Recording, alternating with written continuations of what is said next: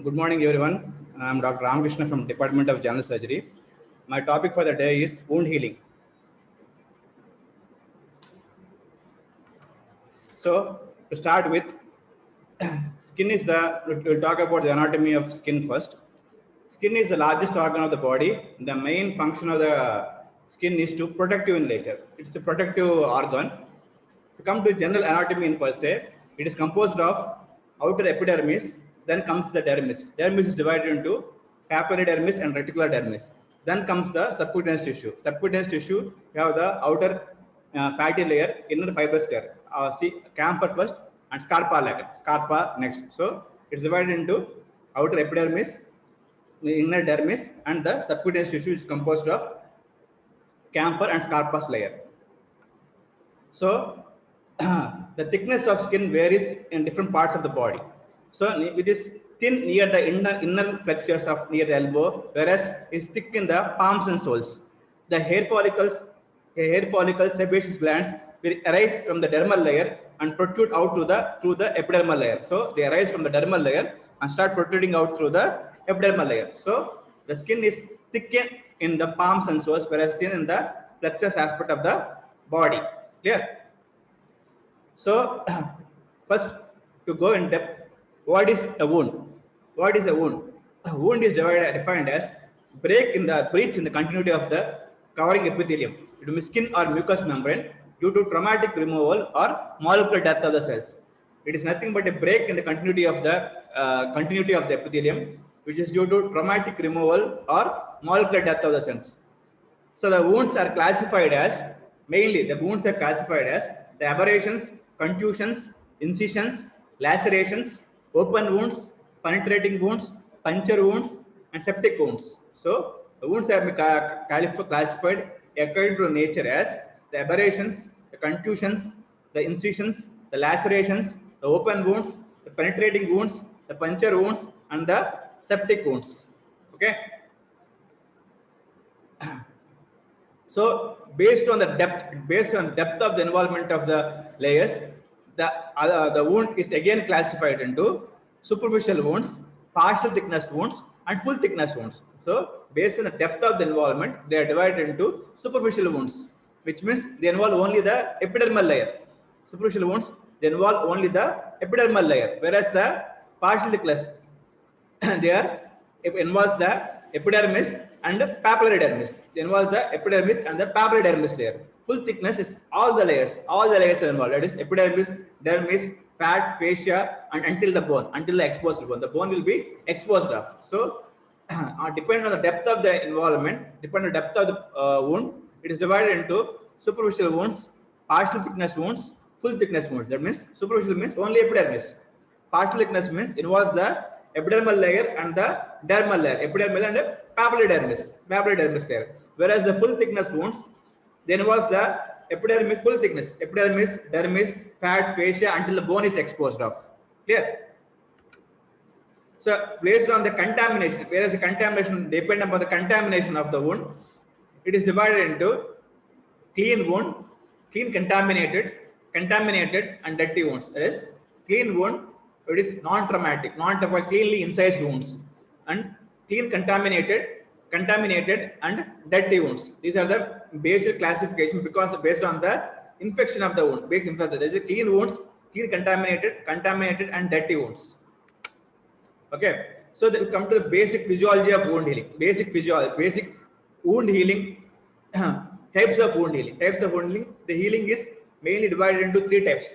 That is, healing by primary intention, healing by secondary intention, and healing by tertiary intention. Okay, healing by primary intention, healing by secondary intention, and healing by tertiary intention. Whereas healing by primary intention in per se, it's a clean cut wound.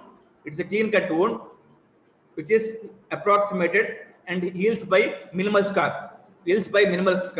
Whereas in healing by secondary intention, that is, a wound is infected. There is a loss in the tissue.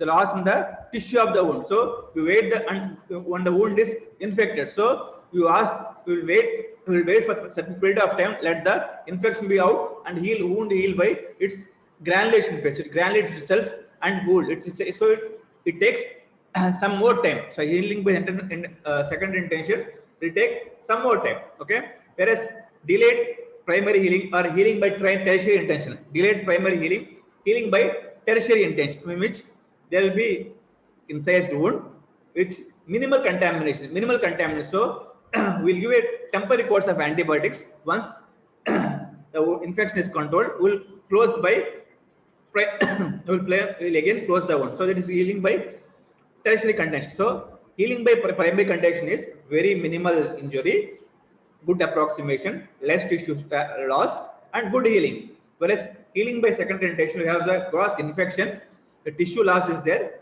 So healing takes in a delayed time. So scar will be more. So weak strength of the scar will be, strength of the wound will be particularly less in such individuals. Whereas dealing by tertiary intention per se, will have the patient will have a incised wound with minimal contamination, which is treated by IV antibiotics, and once the infection is ruled out, will close a delayed closure. So the scar will be minimal. Okay, if you come to the core aspect of the healing is subdivided into three phases. They are inflammatory phase, proliferative phase, and the remodeling phase or maturation phase. Okay, it's divided into three phases mainly. This is divided into three phases: inflammatory phase, granulation phase or the proliferative phase, and the remodeling phase. Okay, we'll talk about each phase in detail. So wound healing takes place by three phases. That is, the inflammatory phase, the primary phase of inflammatory phase.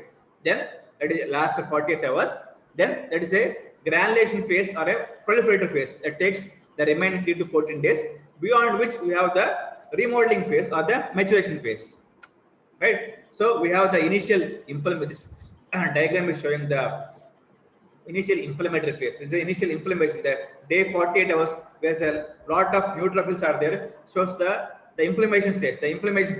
Then the proliferative. Then that is the phase of granulation tissue. The phase of next comes the granular phase of granulation tissue formation. Then comes the 14 days, the remodeling phase, where the collagen takes place and the strength of the wound increases in the third phase. So at the inflammatory phase, the proliferative phase, and the remodeling or the collagen formation phase. Okay. So we come to the early phase. You divide into early phase. Okay. Initially, the first 48 hours, the first 3 days, we have the proliferative phase, where the active infection sets. When the active wound occurs, initially the body takes to close the wound. Once the wound is closed by a formation of fibrin plaque, there will be the policeman of the body. That means that the neutrophil starts engaging the wound to prevent the inflow of the bacteria. Okay. So there will be initial stage of inflammation. There will be a rubor, calor, dolor, painless, and loss of sensation. So there will be early hemostasis by formation of fibrin plaque, and late there will be phagocytosis, mainly by the neutrophils. So there will be elevation of polymorpho cells, right? So in this first phase of inflammatory phase, there will be hemostasis, formation by a fibrin plaque. Next, there will be formation of a prevent the infection by the phagocytosis of the polymorphs. So they prevent the engulf of the bacteria into the body. Clear? Okay. Next, the second phase. This is what I told is that initially is the first phase, the inflammatory phase. We will come to the next phase of the granulation phase. That means the wound starts healing phase starts setting out. Mainly the granulation phase, where the granulation tissue is found mainly by the fibroblast, myofibroblast. Okay. Mainly it occurs between the 3rd day to 14th day. It occurs between the 3rd day to 14th day, where it is formed by the fibroblast, inflammatory cells, new capillary cells, okay, and loose collagen, fibronectin, and the hyaluronic acid. Okay, it occurs from the 3rd day to the 14th day. Okay, the granulation phase occurs from the 3rd day to the 14th day, where the granulation sets in mainly by the fibroblast, the myofibroblast, the less extracellular collagen, the hyaluronic acid. Okay, where this granulation sets from the edge of the wound. From the edge of the wound, automatically all the granulation cells starts engaging and sets on the floor of the wound and starts closes the wound, right? And This phase is formed by the stages of angiogenesis. Okay, new cells starts forming new vessels, starts feeding into the wound, starts feeding the wound, and starts healing the wound. Okay, so vascularization phase, vascularization. Along with there will be fibroplasia. Fibroplasia means there will be proliferation of the fibroblasts. There will be proliferation of the fibroblasts, so that they starts increasing in number. The fibroblast starts increasing in the number and helps in the closure of the wound. So this phase mainly the very most important phase where closing takes place, mainly by the formation of the granulocytes, granulation tissue. Mainly this granulation tissue starts coming from the edge of the wound. From the edge of the wound, the granulation, just the myeloblasts, fibroblasts, and then the angiogenesis, everything starts occurring from the edge of the wound. They start setting in and they start closing the wound from layer to layer, right?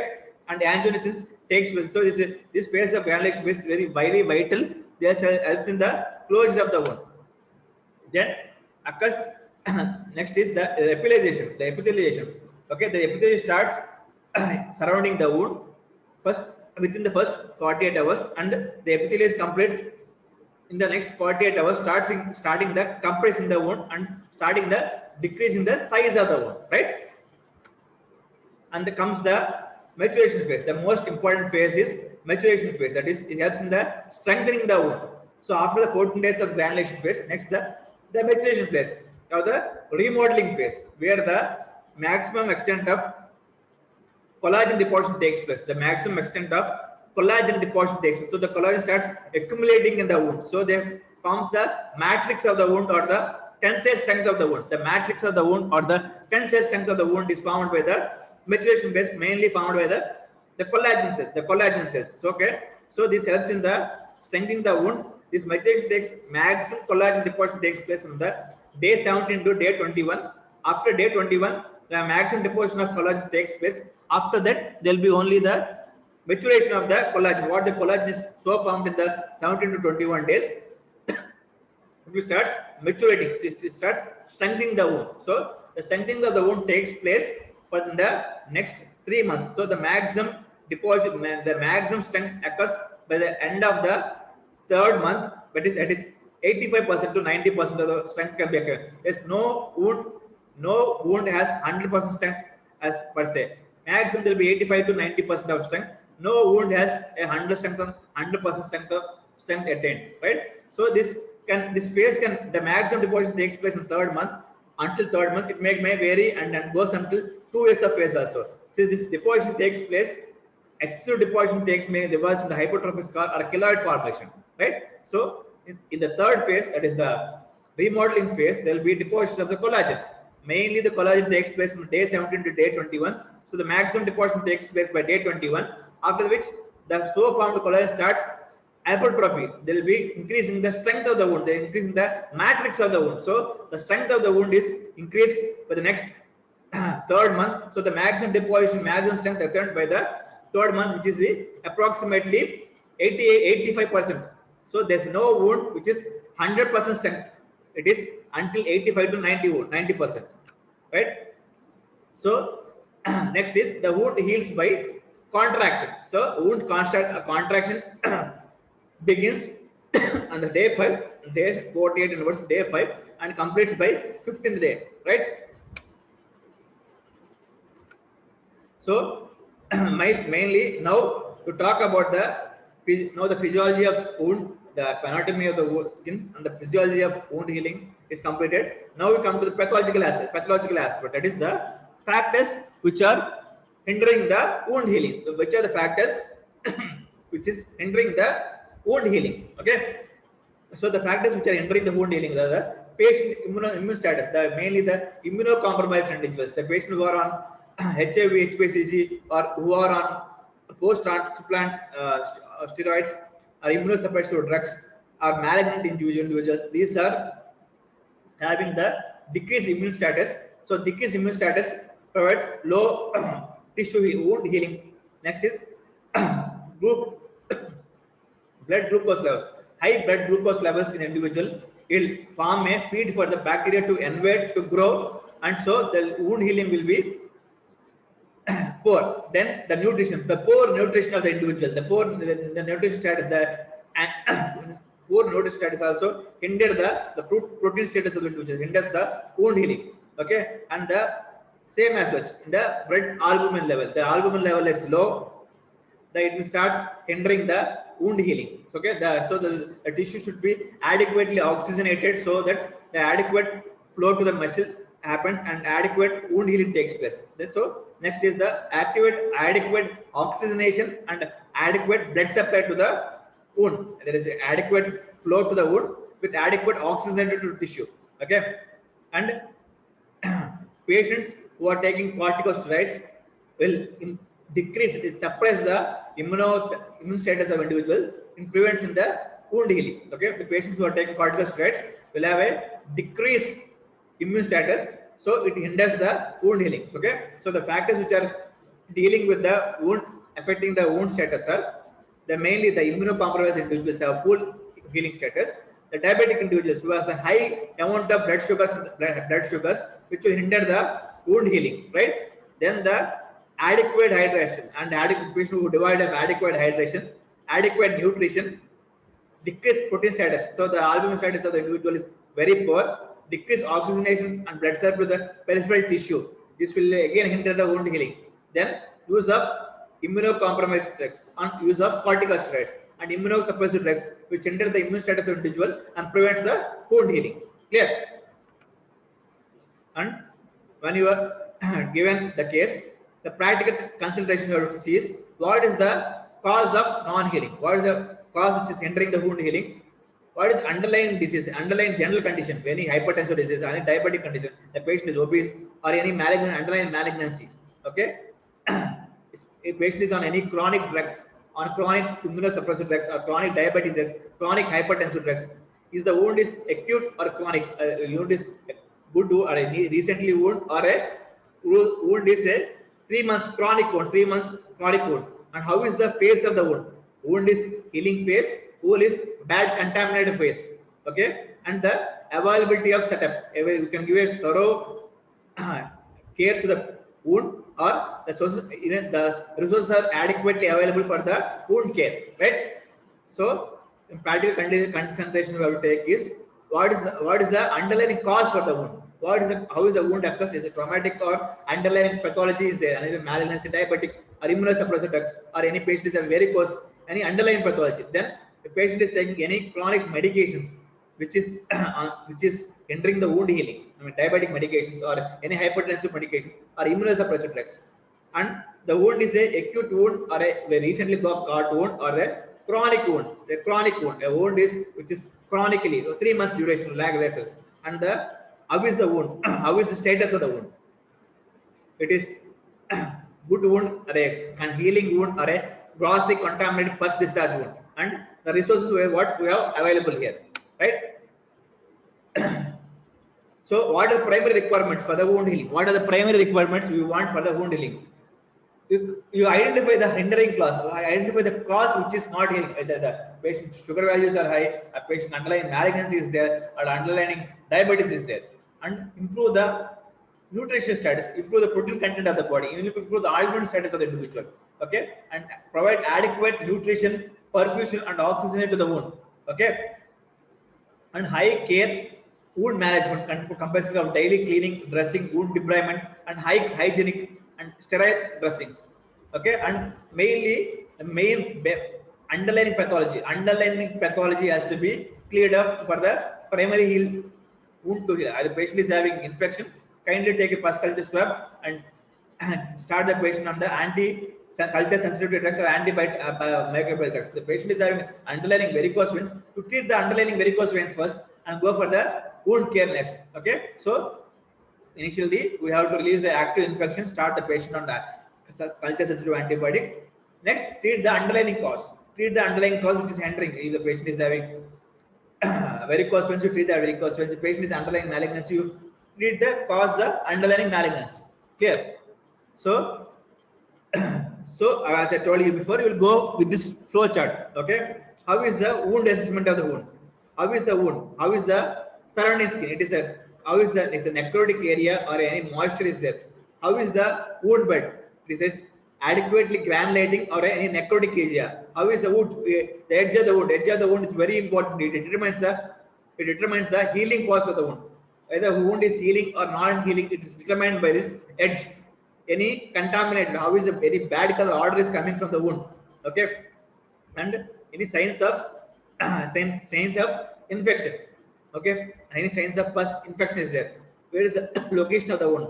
Location of the wound is very much where, because lower limb infection or lower limb wounds may have divide of less blood supply and the saturation aspect of the wound. So the wound primary wound assessment to check for the any necrosis. How is the surrounding skin? If it is moist skin or a healthy skin, how is the wound? But it's a granulating or a necrotic wound. Edge is always 99% edge. It determines the fate of the wound. It is a healing edge or a non-healing edge. Okay, how is the order coming? Any bad contaminated is there? Any signs of infection is there? And primary the location of the wound. It is the lower limb. It takes more time to heal. Upper limb, and whereas a good upper limb, whereas a good adequate blood supply is there, will have wound healing faster.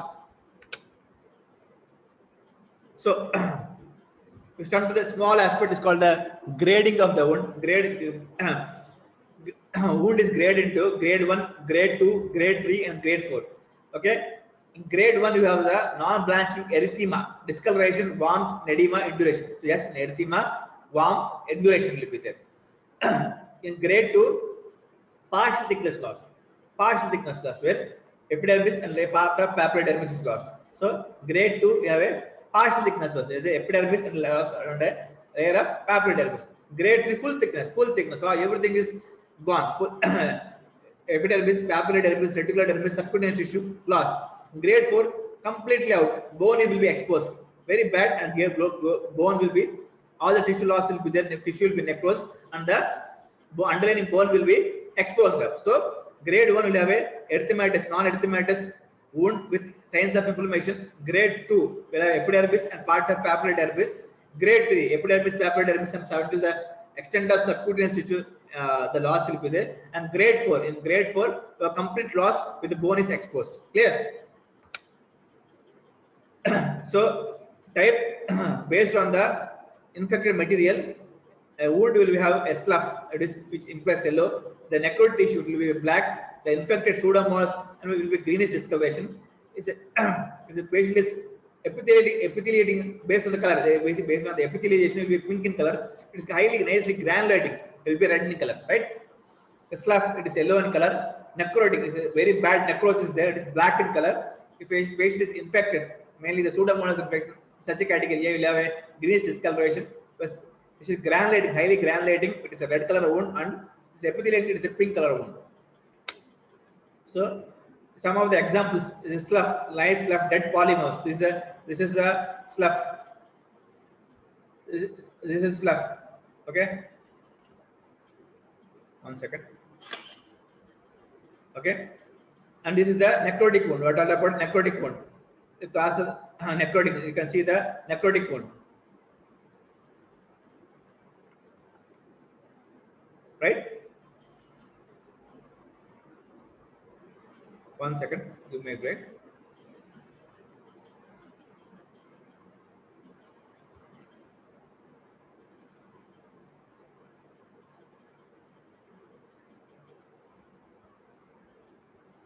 One second.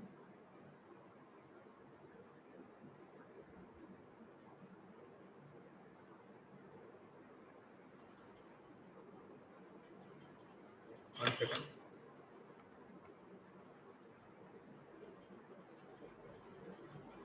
So 1 second. Give me a break.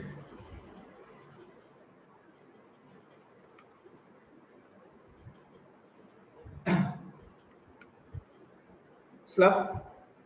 This is image showing the how is slough affected. So this is something about sloughy wound. 1 second. Give me a second.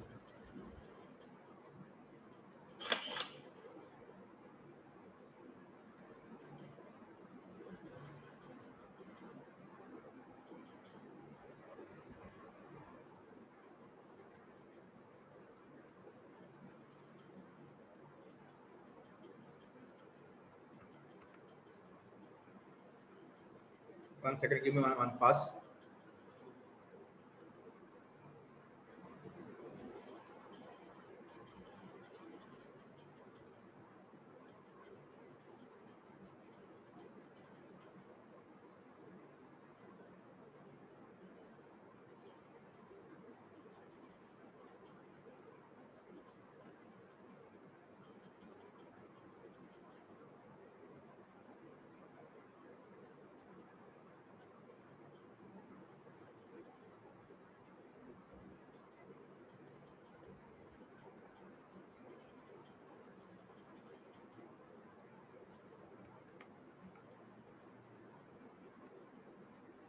Some of the wounds I'm showing, it is sloughy wound. Slough is something called as a slough wound, whereas highly slough contamination plus. We can see the slough exudate, everything can be seen. Something about necrotic wound. Slough necrosis, deep necrosis happened in this wound. So you can see the necrosis. Why this is not going up? This high necrosis plus, you can see necrosis here. The wound with the necrosis, right? Something about the infected wound. We'll have the highly contaminated infection coming out from this wound. Something good wound. It is granulating. It's a good wound. Granulation wound. Okay, in the epithelial wound. Okay. So the wound characteristics are exudate, order, condition of the tissue within the wound, and the condition of the surrounding tissue. Right. Wound characteristics.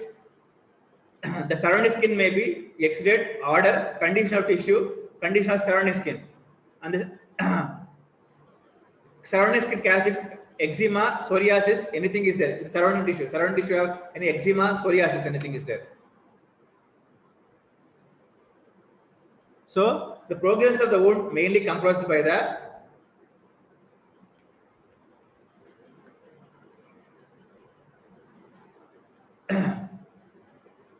so the dressing choice, what dressing is available, how do you consider the cost, does the patient has to say, how do you evaluate? So dressing choice,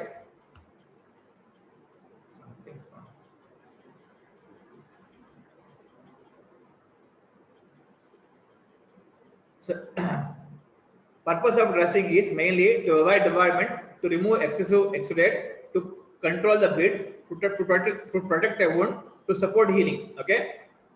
The ideal dressing is the main purpose of dressing is to aid in the debridement, to remove excessive exudate, to control bleeding, to protect the wound, and to support the wound healing. The main ideal is wound debridement, wound cleaning, and the wound, which creates a optimum environment for the wound healing. So dressing choice is mainly, these are types of dressings you can talk about. The non-adherent contact materials, wound contact materials, films, hydrogels, hydrocolloids, foams, alginates, miscellaneous. Right? Non-adherent contact materials, films, hydrogels, hydrofiber dressings, hydrocolloids, foams, alginates, and miscellaneous dressings. Okay, these are some other film dressings. Some other dressings I'm showing up. Something about a film dressing, and this is something about the hydrocolloid dressing. Okay, this is theoretically a hydrocolloid dressing. This is, and something called as foam section foam dressing. This is something about the hydrogel, where the star supplementation will be there. So 90 wound healing will be better with hydrogel dressings. Alginates is one type of wound dressings.